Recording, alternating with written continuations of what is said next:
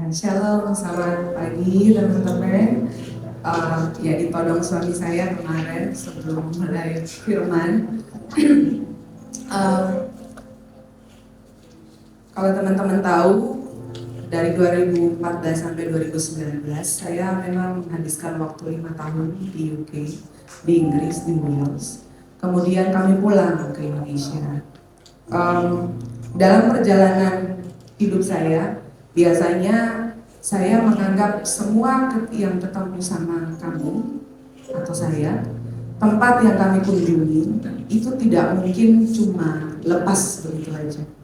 Saya selalu berpikir bahwa itu adalah sesuatu yang akan Tuhan kaitkan dengan saya di masa depan. Sehingga orang-orang yang saya ketemukan selama di UK, termasuk negara ini, itu menjadi doa saya, menjadi proyek pribadi saya. Tuhan, apa yang Tuhan inginkan saya lakukan di masa depan dengan negara ini dan dengan orang-orangnya. Singkat cerita, saya tidak tahu gimana caranya, tapi Tuhan tahu di hati saya untuk mencari hibah penelitian. Jadi seorang dosen itu punya 3 fungsi. Kalau kami mau naik pangkat, 1 ngajar, 2 meneliti, 3 mengabdikan diri untuk masyarakat. Nah, 3-3 ini harus mendapatkan poin kalau kami mau naik pangkat. Nah, penelitian ini bisa sumber dananya tuh dari dalam dan luar negeri. Dan buat universitas yang mau dapat akreditasi tinggi, international grant itu sangat dicari. Dan itu memang sulit, jadi tidak mudah mendapatkannya. Jadi saya lulus 2019, mulai saat itu saya mulai apply. Dan saya tahu, saya ngecek semua grant yang saya coba aplikasi hibah itu tidak cocok buat saya karena kebanyakan menuntut 1-3 tahun di negara lain gitu. Dan nggak mungkin Petra mengizinkan setelah dia mengizinkan 5 tahun pergi gitu. Dan akhirnya saya ketemu ada satu institusi namanya Regional Studies Association. Dia memberikan hibah penelitian kepada yang baru lulus dalam durasi 5 tahun dapat PhD untuk datang dan belajar di UK kurang lebih selama 2 minggu. Selama 2 minggu, tetapi durasi covernya itu sampai 2 tahun. Jadi saya boleh kerja di Indonesia, tapi saya bisa diizinkan datang ke sana kurang lebih 2 minggu. Dan akhirnya itu yang saya coba cari. Karena saya berpikir bahwa orang-orang yang saya ketemukan itu tidak mungkin lepas begitu saja. Pasti ada proyek di masa depan. Saya yakin teman-teman juga. Orang-orang yang ketemukan saat ini, gak mungkin itu orang-orang yang sambil lalu. Suatu ketika dia adalah orang yang bukain jalan kita, suatu ketika dia adalah orang yang akan membawa sayap kita terbang. Jadi saya berusaha menggunakan itu sebagai aset buat saya. Dan saya mencoba apply. Saya coba apply dari tahun 2019, 1 tahun itu 2 kali, dan bertahun-tahun gagal. Jadi setiap kali apply, kemudian terima kabar, oh ternyata ditolak. Bagi saya itu sudah biasa karena memang sejauh ini belum ada aplikasi ya dari Indonesia yang begini.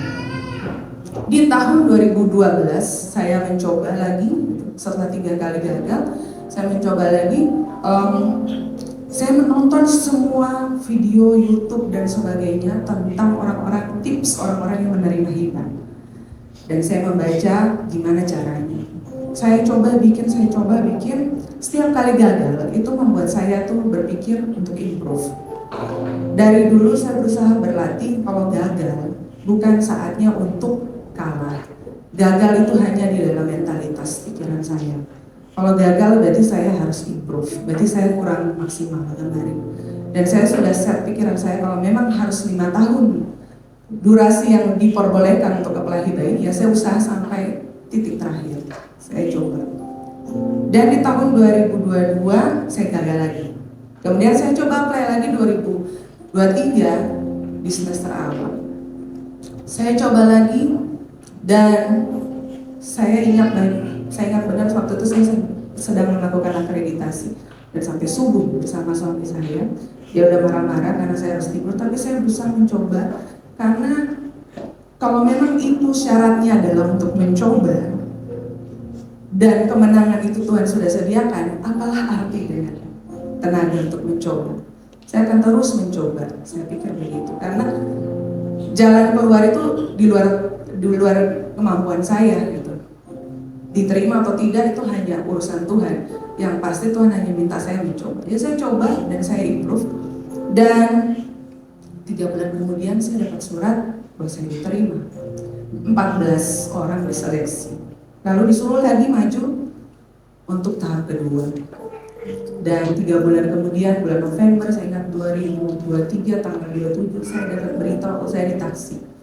Anda dipilih 2 orang dari semua yang diterima, dari semua pengirim aplikasi. Jadi 2 orang yang diterima ini, saya dan salah satu orang ini.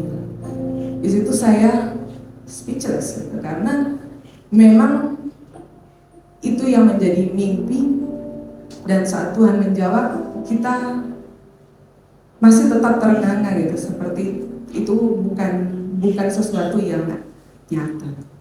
Saya info ke teman saya bilang, selamat, ternyata kamu orang Indonesia pertama yang terima hibah ini. Dan di situ saya bersyukur bahwa saya tidak patah arang, saya tidak patah semangat untuk mencoba. Dan waktu saya kasih tahu ke Petra bilang begini, karena kamu sudah dibiayai, nanti ke UK minta tolong untuk langsung kolaborasi dengan universitas-universitas UK. Jadi waktu kemarin saya ke UK dengan dapat tambahan tugas itu, terus terang saya bingung. Meskipun saya punya teman-teman di UK, tapi kan saya nggak langsung mencucu datang. Saya meminta rapat sama bagian international office untuk kerjasama dengan Petra. Pasti mereka tanya, emang Petra siapa? Siapa Petra itu? Ranking 100 besar di Asia, kan ini kan Eropa. Waktu itu saya berpikir gimana caranya, tapi belajar dari pengalaman, tidak pernah Tuhan itu meninggalkan kita. Saya belajar untuk memilah mana peran saya, mana peran Tuhan. Jadi kalau sudah sampai itu mustahil, berarti saya tahu itu bukan peran saya. Saya berhenti. Saya cuma berusaha, saya kontak teman-teman British Council di Indonesia, kemudian saya stop. Tidak ada kabar, tidak ada berita. Bahkan sampai setelah sehari, 2 hari kami sampai di Inggris, saya masih nggak tahu saya harus ke universitas mana. Dan malam yang ketiga, pagi-pagi saya ditelepon sama British Council, dia minta rapat. Pada saat selesai rapat, dia bilang, universitas-universitas yang mau kamu tujukan, sudah saya kirimkan surat. Tiba-tiba saya dikontak kurang lebih 7 Juni minta rapat, dan 7 Juni itu di 3 negara yang berbeda, Scotland, Wales, dan Inggris. Wah, saya bingung gitu. Giliran Tuhan buka kerannya, saya yang kebingungan karena saya harus ngatur jadwal dari sini ke sini, sini ke sini, sini ke sini gitu. Akhirnya ada separuh yang saya bikin onsite, separuh saya bikin online. Dan suami saya harus saya bawa tiap hari untuk naik kereta, turun, beli kereta baru lagi, langsung ke tempat baru lagi, naik kereta lagi, turun lagi, demi meeting-meeting tersebut. Tapi saya bersyukur bahwa itu tidak ada satu kali sedikit pun effort saya. Itu benar-benar kuasa Tuhan. Dan kalau orang petingginya mau turun dan ketemu saya, apakah saya ini? Itu saya rasa itu hanya karena kemurahan Tuhan. Jadi 2 minggu ini saya rapat dengan mengatakan bahwa ada banyak hal yang mungkin teman-teman alami dan mungkin saya alami, tapi ada beberapa poin yang saya bilang mau ngomong kepada teman-teman. Satu, saat Tuhan buka jalan, tidak ada yang bisa menutup. Yang kedua, kalau teman-teman ada yang mau bermimpi, bermimpilah yang besar. Kalau mau melakukan progres, lakukan konsisten. Meski itu pun kecil, hargai progres yang kita lakukan. Kemudian yang ketiga, belajar lakukan bagian kita dengan sungguh-sungguh. Ya memang sulit, tapi Tuhan butuh kita berperan. Gak bisa mencucu tiba-tiba malaikat buka jalan tanpa kita lakukan bagian kita. Jangan pernah takut dengan kegagalan. Kegagalan hanya di dalam mindset kita. Karena pada dasarnya kita tuh sudah dimulai dengan kemenangan lepas kemenangan. Jadi kita tidak mulai dengan zero. Kita hanya butuh bertahan dan mencoba. Yang keempat, Belajar menunggu waktu Tuhan dengan tenang. Jangan rasa krus. 5. Nikmati waktu-waktu selah saat sedang menanti janji Tuhan. Itu saatnya kita break. Karena pada saat Tuhan buka keran berkat, gak ada waktu lagi. Kamu harus jump dan enjoy the flowing of the river. Yang ketujuh, punya mata rohani yang bisa membaca arah yang Tuhan mau. Karena itu tidak mudah. Tapi bersama Tuhan, kalau kita punya hubungan, kita pasti bisa tahu Tuhan maunya yang kemana. Dan saya rindu, pengalaman saya juga pengalaman teman-teman, dalam segi hidup apapun, jangan cuma stuck di satu tempat. Belajar mencoba keluar dari apa yang kita rasa kita mampu. Karena mustahil itu membutuhkan yang namanya keluar dari sesuatu yang kita bayangkan gak mungkin. Saya sendiri juga membayangkan gak mungkin. Tapi ingat, Tuhan bilang Dia mampu memberi lebih daripada yang kita doakan dan kita mimpikan. Apa sih yang menjadi mimpi kita? Tuhan sanggup. Tapi yang tidak pernah kita mimpikan, Tuhan bilang Tuhan bahkan lebih sanggup. Semoga kesaksian saya bisa memberkati teman-teman. Tetap bertahan dalam kondisi apapun. Tuhan Yesus memberkati.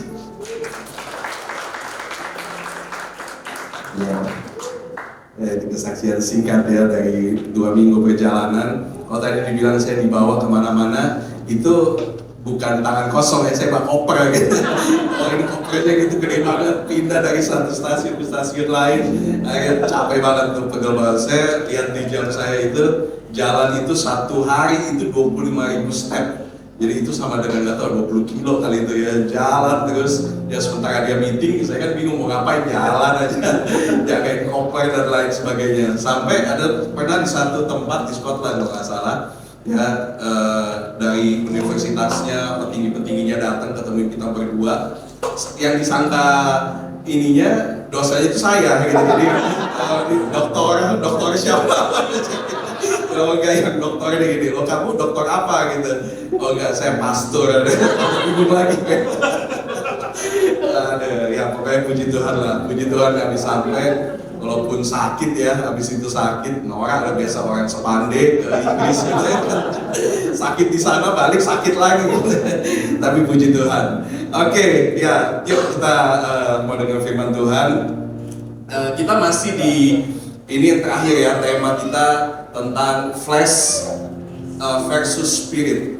Daging ya, ini flesh ini bukan flash ya, flash yang superhero. Daging dengan roh, ini 2 hal yang berbeda, dan pasti teman-teman udah dapat sesuatu yang bagus ya dari ya, minggu awal Pastor Stephen Sos, lalu kemudian teman saya Andika ya, dan hari ini saya juga mau bagiin sedikit tentang bagaimana tentang perjuangan antara daging kita ini dengan roh kita ini. Dan saya selalu bilang bahwa setiap saya khotbah, saya selalu selipkan ini, bahwa Tuhan itu punya purpose di dalam hidup kita. Tuhan itu punya satu tujuan di dalam hidup kita. Saya selalu bicara ini, sehingga ada tujuan Tuhan yang membuat hidup kita itu, kita nggak bisa main-main dengan hidup kita. Atau firman Tuhan bilang, hidupku bukannya aku lagi, tetapi ada Yesus dalamku. Nah, Yesus di dalam kita inilah yang harus kita hidupi, apa yang Dia mau lewat hidup kita ini. Ya kalau tadi ya, ini kita berdua, saya sama Santi, kita selalu ngobrol soal tujuan Tuhan. Karena saya percaya bahwa Tuhan memang punya satu tujuan jangka panjang, tapi tentunya ada tujuan-tujuan jangka pendek yang harus kita lakukan bareng-bareng. Dan sekali lagi, kalau sudah suami istri itu satu, nggak mungkin sesuatu yang Tuhan taruh di Santi itu berbeda dengan yang Tuhan taruh di saya. Walaupun kita ini beda jauh ya, ini ya cara berpikir kita beda, ya cara banyak hal lah, kita itu berbeda banget. Tetapi tentunya tujuan Tuhan itu satu di dalam sebuah pernikahan. Kalau sudah suami istri, kalau masih single ya tentu sendiri gitu ya. Nah, firman Tuhan Galatia 2:20 bilang begini, namun aku hidup, ya aku hidup artinya menjalani kehidupan. Bukan hidup bernyawa, bernafas gitu ya, tapi menjalani kehidupan Bukan lagi aku sendiri yang hidup, melainkan Kristus yang hidup di dalam aku. Dan hidup yang kuhidupi sekarang di dalam daging adalah hidup oleh iman dalam anak Allah yang telah mengasihi aku dan menyerahkan dirinya untuk aku. Jadi kita hidup itu pakai iman. Ya, artinya ada sesuatu hal yang kita harus hidupi, tapi itu mungkin belum kelihatan, tapi pakai iman. Nah, teman-teman, ini yang harus selalu saya bilang, kita harus mengerti bahwa hidup kita itu ketika kita jadi anak Tuhan, ketika kita bertobat, itu kita nggak bisa mau-maunya kita. Mau-mau gue deh, enak-enaknya kita, suka-sukanya kita, ya. Kalau lu nggak suka, ya nggak peduli. Enggak, tapi kita harus mengerti ada Kristus. Ada banyak orang yang merasa bahwa, wah kalau gitu berarti itu sebuah ikatan dong. Berarti saya nggak terikat dong. Tapi saya mau bilang begini, justru ya, ketika kita menjalaninya ini juga melalui pengalaman-pengalaman yang saya secara pribadi terima. Justru ketika kita menjalani, ketika saya berusaha untuk menghidupi Kristus yang hidup dalam kita. Saya ini maunya banyak, saudara. Istri saya yang paling tahu, mau ini, mau itu, mau ini, mau itu, ya mau ke sana, mau ke sini. Tapi ketika saya bertobat, saya tahu saya nggak boleh dengan mau-maunya saya sendiri. Kalau mau ikut enaknya banyak dan bisa dilakukan. Ada banyak hal-hal yang enak itu tidak berdosa juga, tapi nggak semua yang harus enak itu harus saya lakukan gitu ya. Artinya nggak bisa semau kita. Nah, kalau tadi saya bilang ada banyak orang yang merasa itu sebuah ikatan kalau ada Kristus dalam hidup kita. Tapi saya mau bilang begini, justru ketika kita menjalaninya, ya, dan kita akan mulai merasakan benefitnya, kita mulai merasakan keuntungannya, kita akan mulai mengerti arti hidup yang sesungguhnya. Ada banyak orang ya yang seringkali bilang, pernah nggak dengar, aduh kayaknya ada yang kosong di dalam hidup saya. Ya, saya berusaha cepet aja ya. Sepertinya ada yang kosong di dalam hidup saya. Mungkin punya semua. Mungkin kita pernah lihat ada orang, dia punya harta, dia punya ketenaran, dia punya jabatan ya, tapi kosong, nggak pernah puas. Dan saya mau bilang ya, percaya deh, trust me, manusia gak akan pernah bisa dipuaskan. Atau manusia ini dalam kurung daging, flesh tadi, itu gak akan pernah bisa dipuaskan. Kalau kita hidup di dalam kedagingan, kita pasti akan selalu cari sesuatu untuk memuaskan itu. Itulah kenapa Kristus itu harus hidup dalam kita, dan kita harus cari apa yang Tuhan mau dalam hidup kita. Itu yang bisa kita puas. Ada banyak orang yang bahkan ketika dia sudah melayani juga, tapi dia tidak menjalani kehidupan apa yang Tuhan mau dalam hidupnya. Dia hanya memuaskan ya egonya, memuaskan dagingnya di dalam pelayanan loh. Orang itu bisa tersesat di dalam gereja, bisa banget. Ketika memuaskan daging, kita nggak akan pernah puas. Akan terus cari. Nah teman-teman, ada tiga, nah selalu tiga nih ya, selalu tiga. Saya nggak tahu kenapa, tapi selalu tiga. Ada tiga area yang iblis itu akan selalu target dan mau menghancurkan saya dan saudara, teman-teman. Yang pertama itu dia menghancurkan hidup kita. Lalu kemudian dia menghancurkan keluarga kita. Kalau yang sudah menikah, suami dengan istri. Kalau yang belum menikah, dengan orang tua, hubungan dengan adik kakak itu selalu akan berusaha berusaha untuk dihancurkan. Lalu yang ketiga, dia akan berusaha menghancurkan hidup kita.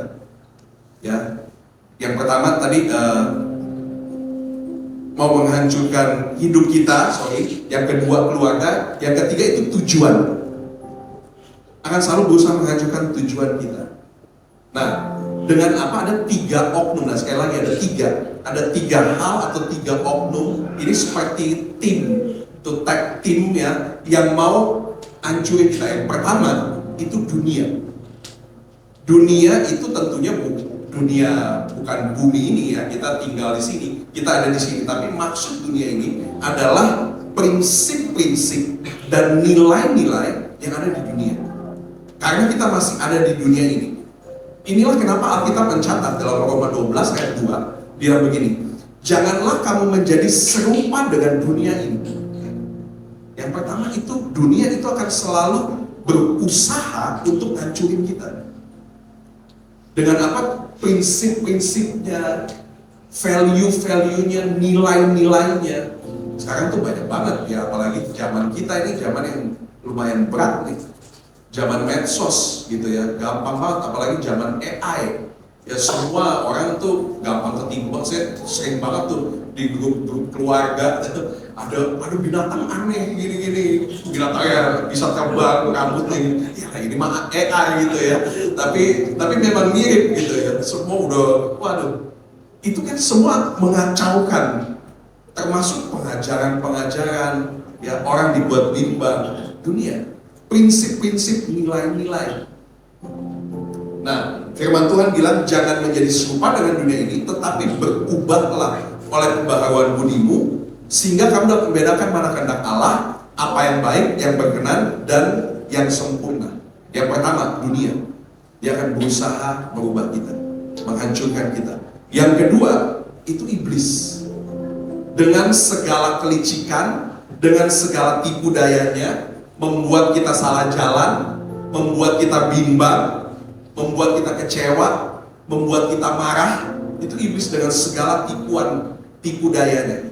Nah yang ketiga, yang bagi saya ini justru yang paling berbahaya. Kenapa? Nanti kita akan lihat. Dunia, yang pertama dunia, dengan segala prinsip, value-nya ya, yang dipertontonkan kepada kita di hari-hari ini. Lalu kemudian iblis, ya. Tetapi yang ketiga, itu adalah flesh atau daging. Dagingnya siapa? Temen. Gara-gara dia nih saya jadi begitu. Habis dia kedagingan banget sih. Atau dagingnya siapa? Orang tua. Ini gara-gara mama saya nih, gara-gara papa saya nih, mereka hidup dalam daging sehingga saya jadi begini. Atau yang sudah suami istri, gara-gara istri saya, suami saya. Enggak. Musuh terbesar di dalam hidup kita itu adalah diri kita sendiri. Artinya daging kita ini, diri kita ini adalah musuh yang paling besar. Daging kita ini yang paling besar. Nih, faktanya begini ya. Dunia, tadi kan tiga ya, dunia, iblis, daging. Sesungguhnya dunia itu dia nggak bisa pengaruhin kita, ya, nggak bisa kasih pengaruh sama kita karena kita bisa memilih. Ya. Kita punya kuasa untuk tidak terpengaruh. Lalu kemudian setan juga sebetulnya nggak punya kuasa. Dia hanya bisa menipu. Dia nggak punya kuasa untuk merusak kita. Dia nggak punya kuasa untuk mengambil nyawa kita. Kita pernah belajar di dalam kitab Ayub. Ya, iblis itu kalau dia mau apa-apain orang, ya, dia itu minta izin dulu sama Tuhan. Kalau Tuhan nggak ACC, itu nggak akan pernah bisa terjadi. Dan firman Tuhan juga bilang bahwa kita sudah menginjak kepala ular itu. Iblis nggak punya kuasa. Dunia pun sebetulnya nggak punya kuasa pada kita. Tapi siapa atau apa yang masih berkuasa, yang masih bisa menghancurkan, masih punya kuasa? Daging kita sendiri. Itu yang masih ada sampai sekarang. Dan itu yang masih berkuasa untuk bisa menghancurkan kita. Our own flesh. Karena kita nggak bisa tahan diri. Kita masih suka memuaskan daging kita ini. Kita masih suka melanggar ketentuan-ketentuan demi menyenangkan daging. Inilah seringkali yang membuat kita itu jatuh. Orang itu jadi hancur. Karena iblis tidak punya kuasa. Dunia juga nggak punya kuasa. Tapi karena kita masih hidup di dalam daging ini. Dan kalau kita masih sering memuaskan, menyenangkan apa yang daging suka, ini yang membuat tujuan hidup kita itu jadi hancur. Hidup kita jadi hancur. Keluarga kita jadi hancur. Dan itu tipuan. Dan iblis itu akan selalu beri tipuan untuk bilang kita nggak akan bisa menang dari daging. Daging ini terlalu kuat untuk ditaklukkan. Kamu kan masih di dunia. Lalu kemudian kamu itu manusia kita masih manusia yang lemah. Ya. Tapi saya mau bilang bahwa Allah kita itu adalah Allah yang penuh kasih. Ya. Dan tentunya saya selalu punya message itu selalu tentang kasih. Tapi saya mau bilang begini, jangan salah kaprah, ya, bahwa Allah itu memang murah kasih, tapi kasih Allah itu nggak murah. Jadi seringkali kita mungkin nggak apa-apa lah, kita masih menyenangkan daging toh nanti Tuhan ampuni. Nggak apa-apa lah, kita masih puaskan jatuh lagi dalam kedagingan kita. Allah itu adalah Allah kasih, iya betul. Tapi jangan salah kaprah sehingga kita anggap kasih Tuhan itu murah. Kan? Tapi kita harus betul-betul berjuang dengan kedagingan kita ini. Karena dia yang akan bisa hancurin kita. Nah, ada 3 hal lagi, ya, dengan cepat aja. Yesus itu dicobai 3 hal di padang gurun. Kita akan melihat ya, Matius 4 ayat 1 sampai 11. Saya bacain semua ya, cepat aja. Maka Yesus dibawa oleh Roh ke padang gurun untuk dicobai iblis. Dan setelah berpuasa 40 hari 40 malam, akhirnya laparlah Yesus. Lalu datanglah si pencoba dan berkata kepadanya, jika engkau anak Allah, perintahkanlah supaya batu-batu ini menjadi roti. Tapi Yesus menjawab, ada tertulis manusia hidup bukan dari roti saja, tapi dari setiap firman yang keluar dari mulut Allah. Kemudian iblis membawanya ke kota suci dan menempatkannya di hubungan bait Allah, lalu berkata kepadanya, jika engkau anak Allah, jatuhkanlah dirimu ke bawah, sebab ada tertulis mengenai engkau, ia akan memerintahkan malaikat-malaikatnya, dan mereka akan menatang engkau di atas tangannya, supaya kakimu jangan terantuk kepada batu. Yesus berkata kepadanya, ada pula tertulis, janganlah engkau mencobai Tuhan Allahmu. Dan iblis membawanya pula ke atas gunung yang sangat tinggi, dan memperlihatkan kepadanya semua kerajaan dunia dengan kemegahannya. Dan berkata kepadanya, semua itu akan kuberikan kepadamu jika engkau sujud menyembah aku. Maka berkatalah Yesus kepadanya, enyahlah iblis, sebab ada tertulis, engkau harus menyembah Tuhan Allahmu, dan hanya kepada Dia sajalah engkau berbakti. Lalu iblis meninggalkan dia, dan lihatlah malaikat-malaikat datang melayani Yesus. Jadi ada 3 kali Yesus dicobai. Dan di sini pun saya melihat ada satu hal, satu pola ya, dari 3. Ya, Yesus dicobai dari tubuh, jiwa, dan roh. Dan seringkali daging kita ini, ya, akan menyentuh itu tubuh, jiwa, dan roh. Yang pertama, disuruh ubah batu jadi roti. Bisa nggak Yesus lakukan? Bisa lah ya, gampang. Mengubah batu menjadi roti. Kenapa iblis suruh ubah batu jadi roti? Dia tahu? Karena Yesus lapar. Dia harus puasa 40 hari. Kita 40 menit aja udah lapar gitu ya. Ini habis puasa 40 hari, 40 malam, Yesus lagi lapar. Artinya apa?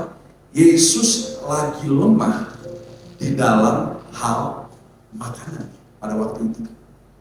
Di dalam hal makanan dia lagi lapar. Dan kelemahannya dia adalah kalau jadi roti enak nih. Ingat, Yesus itu juga manusia. Yang saya mau bilang di sini adalah apa? Weak point atau titik paling lemah dari seorang manusia. Nah teman-teman, begini, semua kita itu punya strong point. Saya tuh belajar, kalau mau, ini mungkin tips juga ya buat teman-teman, mungkin kalau mau nasehatin orang atau mau tegur orang, jangan selalu lihat kelemahannya, tapi setiap orang itu pasti punya strong point. Mereka itu pasti punya kelebihan. Nah kita harus singgung dulu kelebihannya, baru kita tegur apa yang menjadi kesalahannya. Nah itu biasanya membuat orang itu juga jadi lebih menerima gitu ya. Ketika oh ya dia juga tahu kalau saya juga kuat di sini, punya kelebihan. Tapi begini, semua orang itu punya strong point. Ada hal-hal yang mungkin kita kuat, tapi juga semua orang itu punya weak point, punya tempat-tempat yang dia lemah. Nah, ini yang harus kita sadar. Ini yang harus kita belajar untuk menemukan weak point kita atau tempat di mana yang kita lemah. Jangan jadi orang yang acuh tak acuh. Bahasa Indonesia baik dan benar itu ya. Acuh tak acuh.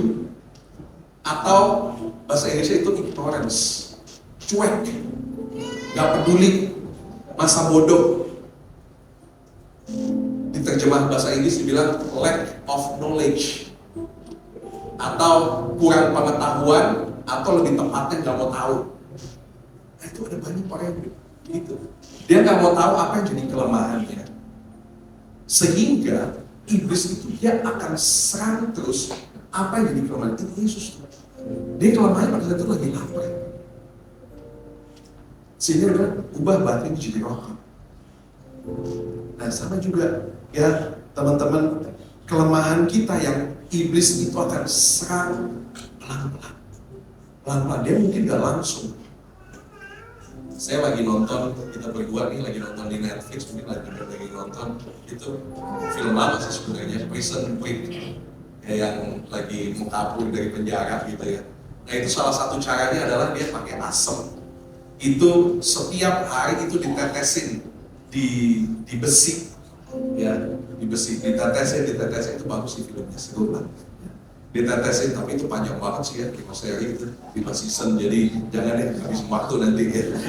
Kita aja udah nih, jadi ini ketagihan ya, dari habis jadi gak baca Alkitab lagi ya. Nah itu tuh dibolongin sampai lama-lama hancur, karena disitulah titik paling lemahnya, besi itu.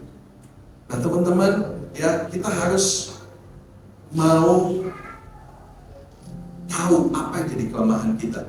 Saya mau bilang kekalahan itu dimulai dari ignorance, dari nggak peduli. Lack of knowledge. Umatku binasa karena kurang pengetahuan. Kita binasa karena kita nggak tahu atau nggak mau tahu. Sebetulnya kita bisa tahu. Kita tahu apa yang jadi kelemahan. Ya, teman-teman, saya melayani Tuhan itu full time, itu kurang lebih mungkin lebih bahkan dari 20 tahun. Dan di dalam masa 20 tahun itu, saya banyak melihat orang-orang yang kuat, hebat, secara rohani, ya, dipakai Tuhan dan lain sebagainya, di dunia juga dipakai, jadi berkat di mana-mana. Tapi akhirnya jatuh karena dia nggak peduli sama kelemahan. Dia nggak peduli sama weak point-nya itu nggak dijaga. Dia tahu dia lemah di sini, tapi udahlah, nggak apa-apa lah, kuat lah, bisa lah. Firman Tuhan bilang di saat kita merasa kuat, bisa kita jatuh. Itulah kenapa kita mesti terus berjaga-jaga. Ya, apa kelemahan kita? Kita harus tahu. Apa weak point kita? Hobi kita kan? Ya, makanan atau apa, wanita mungkin sebagai cowok, atau mungkin kita marah-marah, mudah iri hati, mulut kita ini nggak bisa ditahan, emosi yang berlebihan, mungkin rejection, penolakan, nggak bisa kita ditolak itu langsung bereaksi. Saya mau beritahu, kalau kita bereaksi berlebihan karena suatu hal, itu weak point, itu titik lemah.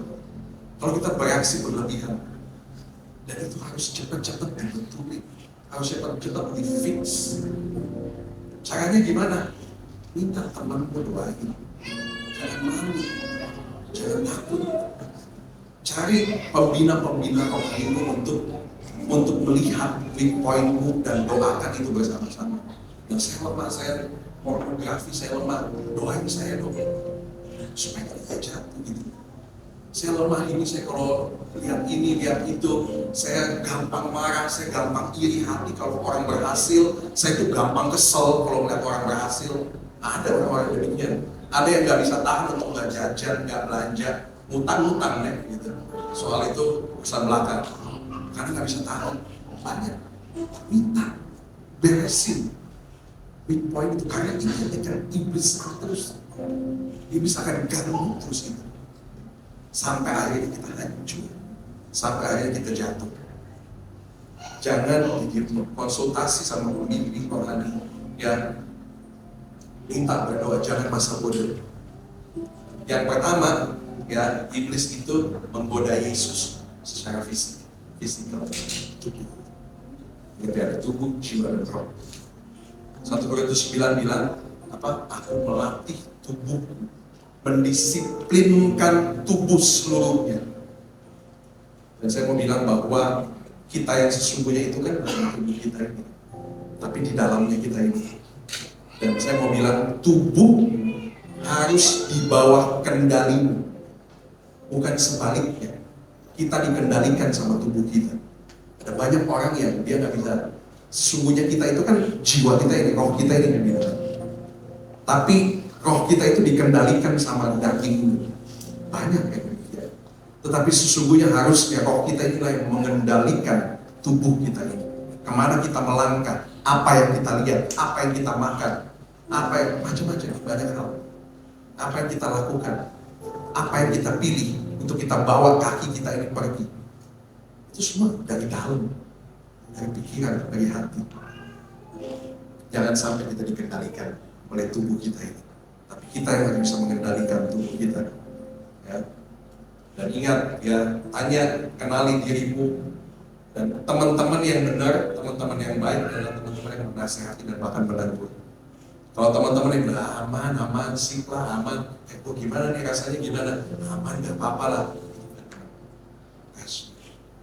Di saat kita jatuh, di saat kita down, mereka hilang. Tapi orang-orang yang tegur, orang-orang yang ngomong dengan benar, itu akan selalu ada di saat kita tegur sekalipun. Yang kedua, iblis suruh Yesus itu lompat dari bait Allah dan ada malaikat yang menatang. Ya. Kemudian iblis itu dia pakai firman. Di sini dia pakai firman. Yang buat, yang roti dan yang menyembah nanti terakhir itu enggak. Tapi yang kedua ini dia pakai firman. Karena kan Alkitab menulis ada malaikat yang akan menatang, jadi jangan takut. Nah, saudara, ya, iblis suka pakai firman tapi beda konteks. Iblis berusaha mengaburkan tujuan Yesus di dunia. Yesus itu datang untuk melayani. Dan iblis uji Yesus atau coba Yesus untuk supaya Yesus itu dilayani malaikat-malaikat. Tujuan Yesus datang itu untuk dilayani, untuk melayani. Saya itu selalu kalau di sekolah Alkitab, yang sudah pernah pergi ke sekolah Alkitab di Beijing, itu tempat kita kebetulan sekolah, itu ada tulisan besar di atas salib itu, di bawahnya, Anda dipanggil untuk melayani. Itu dari dulu sampai sekarang, saya kalau datang ke sini saya baca itu bergetar saya. Dan itu selalu menjadi satu prinsip dalam hidup saya, bahwa kita itu ketika menjadi pengikut Kristus, kita itu hidup untuk melayani orang, bukan untuk dilayani. Saudara, ya, seringkali rasa berlayak, seringkali rasa punya hak, seringkali rasa harus dihormati, dilayani, itu bisa membuat kita jatuh. Dan ini yang iblis juga diuji sama Yesus pada waktu itu. Tenang, kamu anak Allah, nanti ada yang melayani engkau kok, malaikat-malaikat itu akan melayani engkau. Dia mengaburkan tujuan Yesus. Dan tujuan kita di tempat ini, atau tujuan kita di dalam dunia, itu semua untuk melayani. Melayani itu bukan berarti kayak cuma khotbah, musik, ya itu pelayanan, enggak. Lebih dari itu. Melayani itu adalah kita jadi berkat, jadi dampak di sana, di luar sana.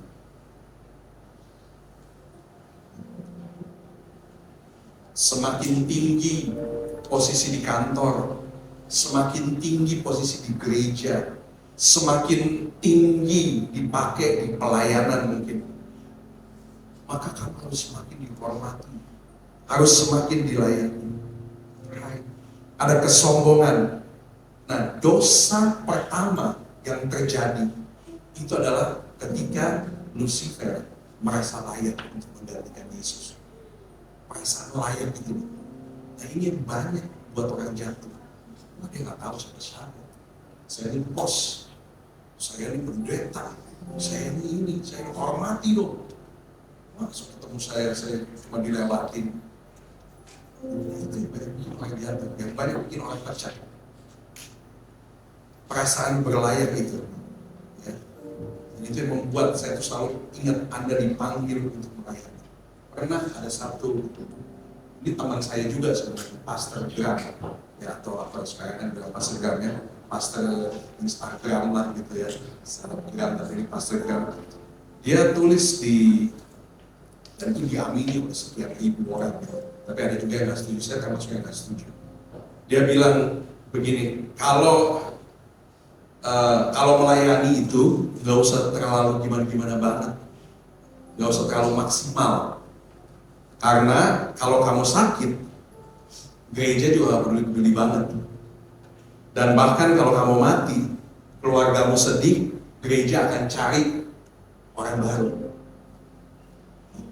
Lalu dalam hati saya, ya sobat gitu. Benar yang begitu, kalau kita udah nggak ada, ya harus ada yang menggantikan pelayanan kita. Dan kalau kamu sakit, gereja nggak peduli banget, dia bilang begitu. Saya bilang, saya juga nggak cari perhatian dari gereja. Yang penting Tuhan peduli kok sama saya. Nggak dipeduliin juga nggak apa-apa. Dan bagi saya, kalau melayani, itu mesti maksimal. Firman Tuhan bilang, orang jalan kita mesti lari.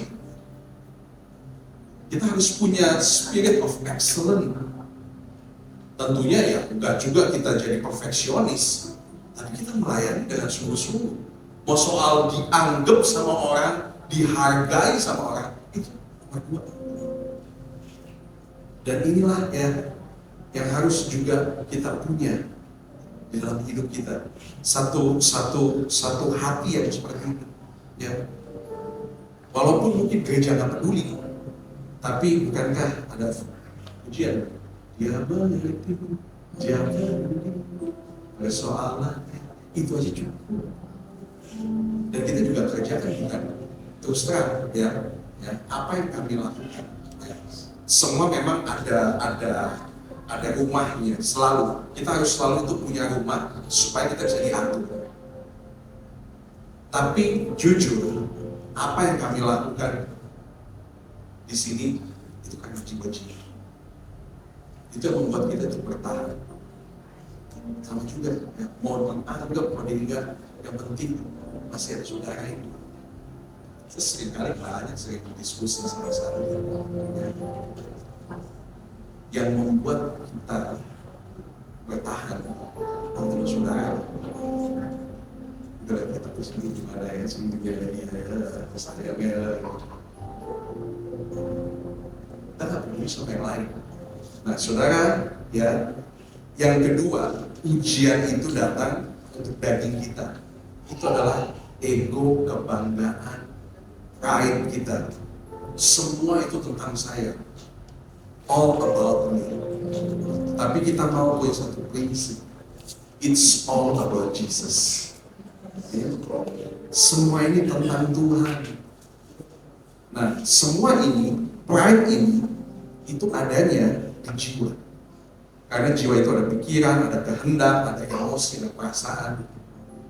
Itu adanya di jiwa. Jadi tubuh tadi, Yesus lapar, diuji kedagingan itu. Lalu kemudian pride-nya diuji terakhir dan malaikat. Nah, ini juga yang seringkali itu datang ujian itu, kedagingan itu. Dan yang ketiga, yang terakhir, ya. Iblis bawa Yesus, lalu kemudian dia perlihatkan segala-galanya di muka bumi. Dan Iblis bilang apa? Kamu bisa dapat segala-galanya asal kamu menyembah saya. Kamu menyembah iblis, kamu bisa dapat segala-galanya tanpa perlu menyembah Bapa. Semua itu akan kuberikan kepadamu jika engkau sujud menyembah aku. Yesus, kamu gak perlu menyembah Bapa. Kamu cukup sembah saya, semua ini akan saya kasih sama kamu. Semuanya. Saudara, pernah gak kita berpikir tentang keadilan Tuhan? Contohnya apa? Tuhan kok Mereka dapetin semuanya. Mereka kaya, tapi saya tahu hidup itu berantakan. Tapi mereka nggak kenal Tuhan. Tuhan, saya ini hidupnya baik ke gereja, kok gini-gini aja, nggak sesukses dia. Atau mereka, saya tahu mereka itu korupsi, mereka itu cari muka, tapi kok justru mereka yang punya kedudukan yang tinggi di kantor atau di mana. Kehadiran Tuhan, kita mulai mempertanyakan. Artinya, ya, nggak perlu Tuhan, nggak perlu sembah Tuhan, bisa dapetin semuanya. Itu sama. Nggak perlu sujud menyembah kepada Allah Bapa, tapi kamu akan bisa dapatkan semuanya. Karena tadi terlalu mereka hidup berantakan, ya. Mungkin pernah aborsi, kita tahu. Lalu kemudian bukan orang tua yang lebih baik, dikawinin anak. Kok saya rasanya bukan baik-baik aja, tapi belum punya anak. Saya berpikir hal-hal seperti itu. Kalau kita nggak perlu sembah Tuhan dong, bukan kita hampir sama kayak begini. Nggak perlu menyembah Tuhan, semua engkau bisa dapatkan. Daging kita itu akan diuji untuk meragukan Tuhan itu di atas segala-galanya. Orang dunia tanpa Tuhan rasanya bisa kok dapat segala-galanya. Tapi saya mau beritahu ibu saudara, ya, kita ini hanya merantau di dunia. Di dunia ini hanya sementara. Kita nggak boleh terlalu berfokus sama apa itu hanya setitik dari kekekalan gitu. Yang fokus kita itu adalah kekekalan itu. Kita ini merantau sambil melakukan apa yang Tuhan mau kita lakukan. Tanah air kita yang sebenarnya itu adalah kerajaan surga, kingdom of God. Itu tanah air kita. Saya mau bilang gini, kita nggak perlu bisa dapatkan segalanya di dunia ini. Nggak perlu. Kalau ada hal-hal yang memang Tuhan tidak izinkan untuk kita tidak dapatkan, nggak apa-apa. Nggak apa-apa. Mengucap syukur saja. Kalau saudara tanya kenapa, saya juga nggak tahu. Saya nggak ngerti. Saya sama istri, kita nggak, mungkin bagi yang tahu, kita nggak pernah punya anak, tapi kemudian meninggal. Kita pernah diskusi apakah kita bukan orang tua yang baik kali, tapi terus kita berdua bilang, enggak juga deh. Kayaknya kalau sampai Tuhan izinkan anak, kayaknya kita orang tua yang baik. Karena kita tahu cara mendidik, kita baca Alkitab, tapi setiap menit suat gitu. Terus kenapa? Artinya begini, enggak semua harus kita bisa dapat. Ada hal-hal yang memang Tuhan izinkan tidak bisa kita dapat. Semua akan diberikan kepadamu. Nah, ada banyak orang yang dia mau semua dia dapatkan, walaupun dia harus jual Tuhan. Jual Tuhan itu bukan hanya pindah agama, itu salah satunya. Tapi dia jadi hidup tak berintegritas. Dia korupsi, dia belakang dan lain sebagainya. Dia rasanya mau punya semua, dia lihat orang lain punya, dia juga kepingin punya. Dia mau dapetin segala-galanya. Oh, dia bahagia ya, kalau punya mobil ini, punya rumah ini, punya itu, kok dia bahagia ya. Kalau mungkin kalau saya dapet itu juga bahagia kan? Enggak juga. Enggak juga semua harus kita bisa dapatkan. Kalau sudah tanya kenapa, saya juga nggak tahu. Kita bisa tanya sama Tuhan. Karena bagi saya pribadi, ketika saya ada di dunia, maka saya hanya menjalani perjalanan musafir itu, perjalanan sementara itu. Apa yang Tuhan mau, saya akan berusaha lakukan. Walaupun dengan jatuh bangun, bagi manusia masih lemah. Tapi tujuan utama saya adalah saya di kerajaan surga. Itu yang penting, itu yang paling utama. Saya kadang-kadang suka bingung, orang begitu getolnya senangnya dengan dunia ini. Ya itu saya tahu pasti tipuan iblis. Begitu melekatnya sama dunia ini. Ya, cari harta, cari ini, sibuk sana, sibuk sini. Begitu melekatnya. Cari popularitas, supaya terkenal, supaya apa. It's okay, gak apa-apa. Tapi ada orang-orang yang lebay gitu loh. Kelebihan. Karena itu kelihatan. Padahal dalam hati saya katakan, ini kamu bisa nikmati itu 40 tahun, 50 tahun. Sisanya kamu gak bisa. Tapi kalau kamu cari harta yang benar, ya, firman Tuhan bilang, harta di dunia itu dimakan lengat habis. Tapi harta di surga itu yang akan pernah bisa hilang. Itu yang kita mesti kumpulin.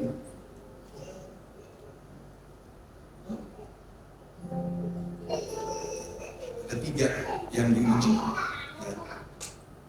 Dan yang ketiga ini bagi saya ini adalah secara roh. Tadi tubuh, jiwa, pride tadi, tumbuh soal lapar, kelemahan itu. Yang ketiga secara roh yang terdalam itu. Setia pada Tuhan atau tidak. Atau kita mau sembah setan. Tadi seperti ujian tadi itu. Sembah setan tapi kita bisa dapetin semuanya. Banyak. Saya dulu main musik. Dan kalau pernah dengar, kalau ada orang-orang yang demi fame, ya demi ketenaran di musik, itu dia jual jiwanya sama iblis. Dan kita dengar itu di Barat ya, di Eropa, di Amerika, itu di Indonesia ada. Dan saya tahu orangnya. Waktu saya masih main itu, saya nggak tahu bagaimana bentuknya, tapi dia ngomong sendiri, saya ini demi dapetin ini ketenaran. Saya pergi ke dukun, saya pergi ke orang pintar. Jadi ada banyak orang. Yang ketiga, diuji secara roh. Tapi teman-teman, ya saya mengingatkan, mari kita mau kalahkan daging kita. Flesh kita ini selalu ada perjuangan dalam hidup kita. Kita nggak bisa jadi orang yang santai-santai. Tapi selalu ada perjuangan dalam hidup kita. Musuh kita akan selalu berusaha menghancurkan kita. Tapi latihlah diri kita supaya kita itu berjatuh. Amin. Ya. Jauh lebih baik kita kuatin roh kita. Ya, kuatin roh kita. Kalau kita senengin daging kita ini, ya, selalu ingat ya lupa ingat ceritanya. Tapi tentang bagaimana gladiator itu yang di Romawi itu, kalau gladiatornya itu jago ya, lalu kemudian dia menang terus, tapi kemudian ada satu gladiator favorit, dan gladiator favorit ini harus menang, tapi belum tentu dia menang lawan yang jago ini. Caranya gimana supaya menang dan nggak ketahuan gitu ya, sama kan itu kan ditonton di Colosseum apa gimana itu ya, supaya nggak ketahuan pura-pura kalah atau setting kayak Mike Tyson sama Jack Paul katanya settingan tuh ya, supaya nggak ketahuan settingan. Caranya gimana? Gladiator yang jago itu nggak dikasih makan supaya dia lemes gitu, yang ini dikasih makan. Jadi ketika bertempur nggak disetting sih, tapi udah pasti kalah karena lagi lemes gitu. Sama juga, gimana cara ngalahin kedagingan kita? Jangan kasih makan daging kita. Apa yang dia mau, jangan engkau ikuti. Apa yang matamu lihat, kita tahu itu salah, jangan ikutin, jangan kasih makan. Lambat laun dia akan melemah. Lambat laun akan melemah. Di saat daging kita melemah, roh itu kita pakai. Baca firman, dengar firman, ya, doa, baca Alkitab, dengar khotbah, memuji Tuhan, worship sendiri di rumah, worship bareng keluarga. Yang satu jadi kuat, yang satu jadi lemah.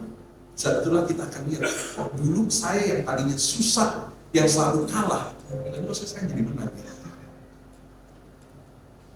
Kita harus kalahin dengan itu. Amin.